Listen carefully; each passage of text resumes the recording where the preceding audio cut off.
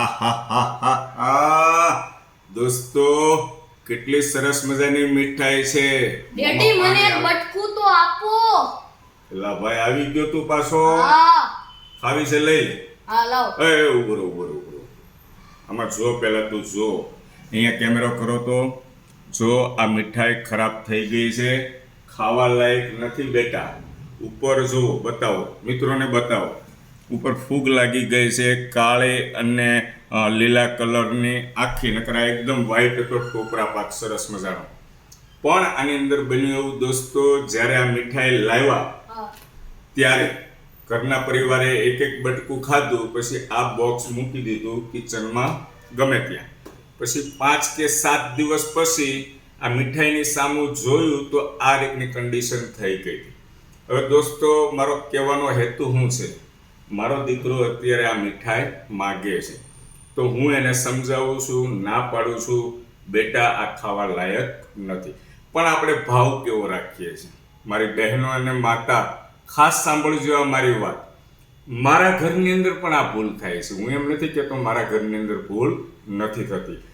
આપણે શું કરીએ છીએ? આ મીઠાઈ જે છે, આપણો દીકરો હોય અથવા દીકરી હોય એને ખવડાવતા નથી. અને કોઈ સોસાયટીની અંદર માંગો આવે કોઈ વ્યક્તિ, તો આપણે એવો ભાવ રાખીએ છીએ કે આ મીઠાઈ એમને આપી દઈએ. પણ આજે આપણે આપણા દીકરા અથવા દીકરીને ખવડાવતા નથી. શું કામ નથી ખવડાવતા? કારણ કે આપણને ખબર છે કે દૂષિત ખોરાક ખાવાથી બીમાર પડવાની સંભાવના રહે. એટલા માટે આપણા દીકરા દીકરીને નથી ખવડાવતા અને આપણે ભાવ રાખીએ છીએ માંગો આવે એ વ્યક્તિને આપણે આપીએ.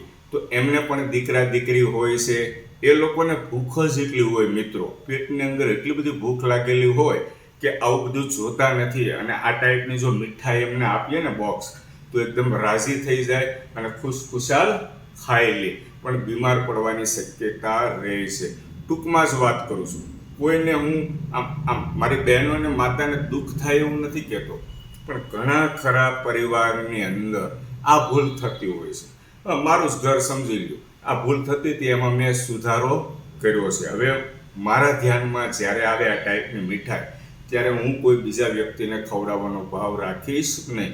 તો તમે પણ મારી બહેનો અને માતાઓ, આ તમારો ભાઈ, આ તમારો દીકરો તમને એક નાનો એવો મેસેજ આપે છે. ઘણા ખરા પરિવારની અંદર બનતું હશે. આપણા ઘરની અંદર દાખલા તરીકે ખારીસિંગ હોય ને, ખારીસિંગ તો આપણે 2 દિવસ 4 દિવસ ખાઈએ છીએ, પછી એ ખારીસિંગ આપણે ગમે ત્યાં મૂકી દીધી હોય ને તો ખોરી થઈ જાય છે. તમને મને ખ્યાલ છે, ખોરી થઈ ગયેલી વસ્તુ આપણે દીકરા કે દીકરીને આપતા નથી. અને કોને આપણે ખવડાવીએ છીએ? કોઈ માંગવા આવે એને આપી દીધું ને, એ ખાઈ જશે, એવો ભાવ રાખીએ છીએ. તો આવું ન બને એટલા માટે ચોક્કસ આની અંદર સુધારો કરજો મારી બહેનો અને માતાઓ.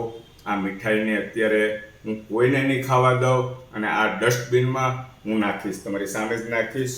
દોસ્તો, આ મીઠાઈને પહેલાં આપણે અંદર પ્લાસ્ટિક બેગમાં નાખી દઈએ. તમે જોઈ શકો છો, જો આ બતાવો તો આ ટાઈપની ફૂગ લાગી જાય અને આ રીતનું થઈ જાય, એટલે ખાવા જેવી નથી. આ હું નથી કહેતો, ડૉક્ટર લોકો કહે છે કે દૂષિત ખોરાક ખાવાથી બીમાર પડવાની સંભાવનાઓ રહે છે. અને ખ્યાલ આવી ગયો નીલુ બેટા? આ છે ને, જો સામે ડસ્ટબિન છે, ડસ્ટબિનમાં નાખી દે બેટા, માં નાખી દે. સરસ, વેરી ગુડ. દોસ્તો, જો આ અમારો કોન્ટેન્ટ તમને પસંદ આવે, મારી વાત સાચી લાગે એમ થાય કે હેતલ કુમારે સાચી વાત કરી છે, તો બધા ગ્રુપ સર્કલમાં શેર કરજો.